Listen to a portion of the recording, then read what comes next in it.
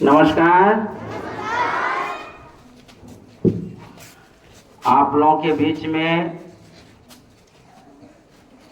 आपका भविष्य, सभी शिक्षकगण का ड्यूटी है सहयोग करना। हर शिक्षक यहाँ आए हैं सहयोग करने के लिए। जब टीचर अपना दायित्व को भूल जाते हैं तो समझिए पतन का रास्ता शुरू हो जाता है। इसलिए हर शिक्षक को अपना ड्यूटी याद रखना है कि हम विद्यालय क्यों आ रहे हैं। टाइम पास करने के लिए नहीं आ रहे हैं, समय का सदुपयोग करने के लिए आ रहे हैं। आज पांचों अंगुलियां बराबर नहीं है। आज जो भी हमारे पास बच्चे और बच्चियां हैं ये परिपूर्ण नहीं है, परफेक्ट नहीं है। आज ये परिपूर्ण बनने के लिए हमारे और आपके संपर्क में आ रहे हैं।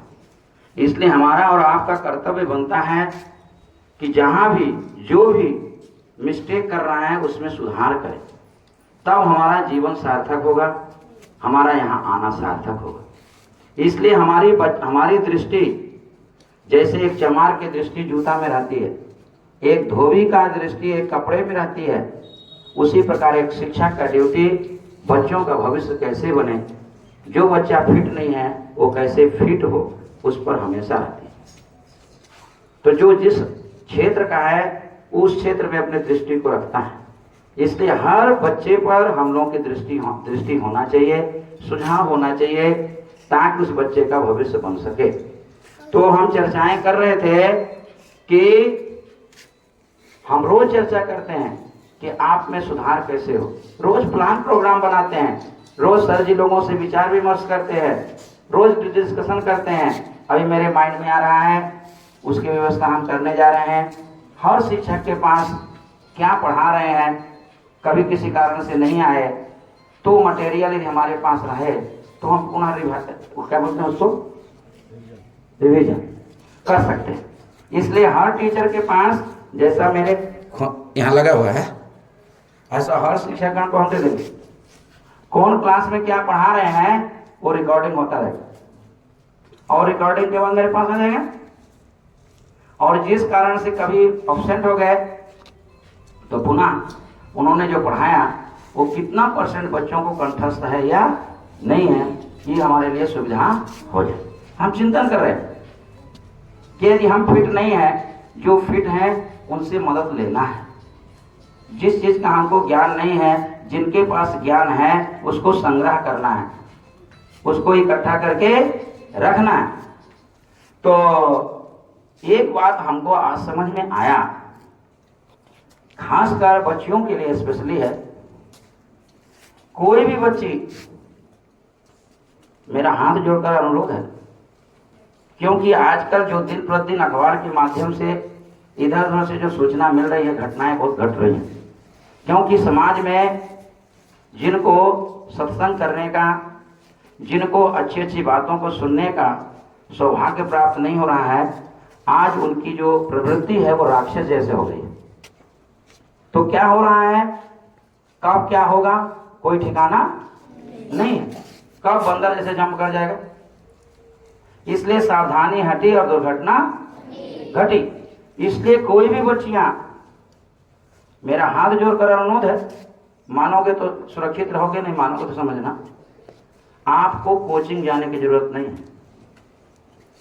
आज उन्हीं बच्चियों पर ज्यादा शिकायत हमको सुनने को मिल रही है और घटनाएं घट रही हैं जो बच्चियां कोचिंग में जाती हैं,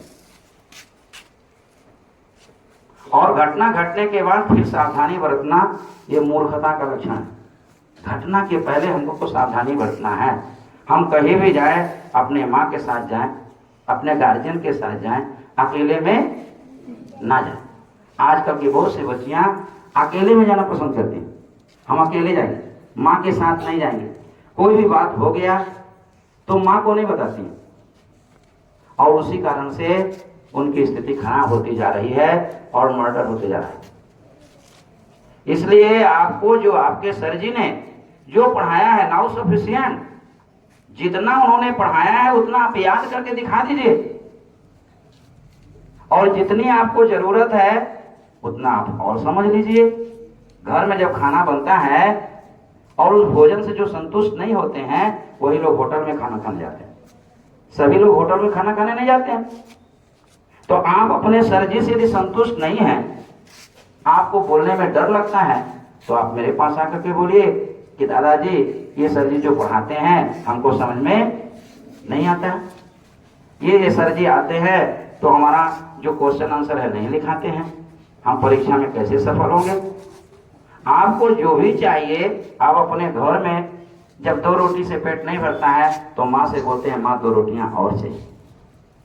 तो जो हमारे शिक्षक गण हैं आपको जब देने के लिए तैयार हैं, तो आपको इधर उधर बातें करना और उनके क्लास में 10 बार पानी के बहाना इधर उधर घूमना, एक दूसरे से मिलना, वेरी बैड, बहुत खराब बात है।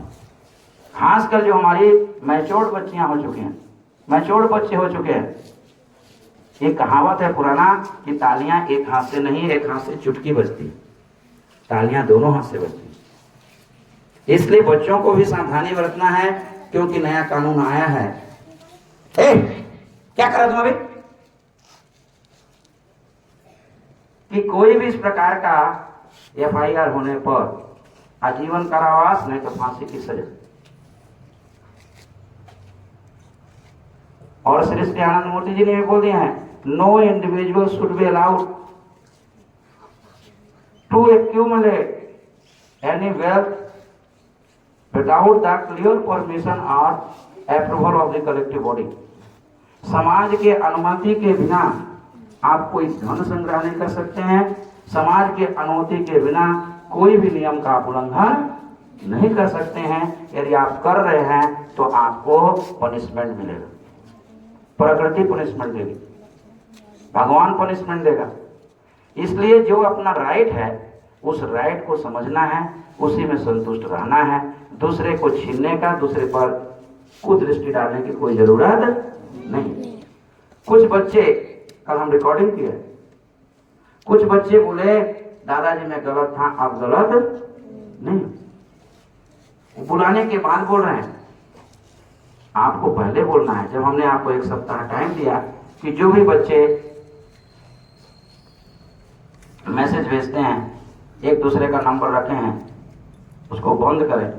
आपने बंद कर दिया, बहुत अच्छा किया, मेरे आदेश का पालन किया, आप सुरक्षित है। मगर आपने मुझे सूचना नहीं दिया।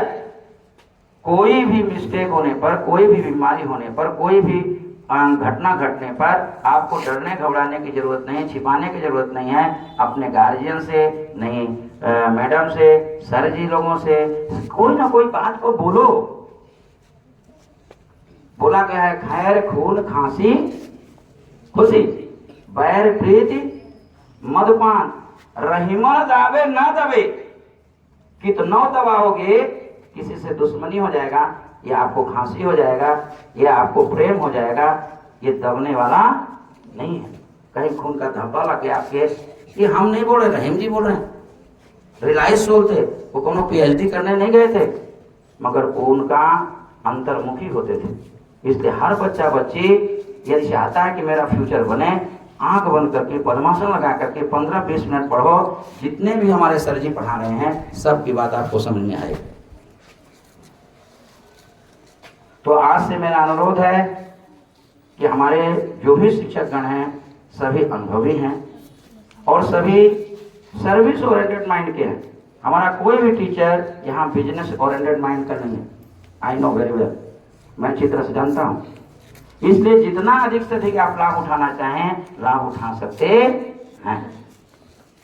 तो आप जितना, और आवश्यकता पड़ने पर आपको ऐसा लग रहा है कि ठीक नहीं है तो आप बोलिए, जो ठीक है उसको हम लाएंगे आपके क्लास में। तो इन्हीं शब्दों के साथ समझदार के लिए इशारा काफी होता है। इसलिए आप लोग घर में स्टडी करें, जो सर जी पढ़ा रहे हैं उसको कंठस्थ करके आए, डेली का डेली याद करके आए, और जहाँ जो दिक्कत हो रहा है स्कूल आने के बाद पुनः शिक्षक से पूछें। आने जाने में समय नष्ट होता है, जो आलतू फालतू कुत्ते जैसे जिंदगी जा रहे हैं उनकी दृष्टि आप पर पड़ती है, कभी भी कोई भी खतरा हो सकता है। इसलिए अपने घर में सुरक्षित रहें, और स्कूल आकर के भी आपका जो सिस्टम जो है बनाया हुआ है कोई भी किसी भी प्रकार का यदि आपको दिक्कत हो रहा है आप टीचर से पूछ सकते हैं, लेकिन बच्चियां किसी बच्चे से नहीं, बच्चे और किसी बच्चियां से नहीं। कमल का फूल कीचड़ में रहता है मगर उससे प्रभावित नहीं होता है। वैसे हम बच्चों के बीच में रह करके भी हमारा कोई संबंध बच्चियों का बच्चों से नहीं होगा, बच्चों का बच्चियों से नहीं होगा, केवल यहाँ संबंध पढ़ाई से होगा, वो भी आपके जो शिक्षक गण हैं उनके माध्यम से। सबको क्लियर समझ में आ गया क्या नहीं आ गया? क्योंकि जो हमारे नियम को तोड़ रहे हैं ऐसे बच्चों बच्चियों को हम स्कूल से अलग कर रहे हैं। इसलिए सावधान आप रहिए, सावधानी हटी दुर्घटना घटी।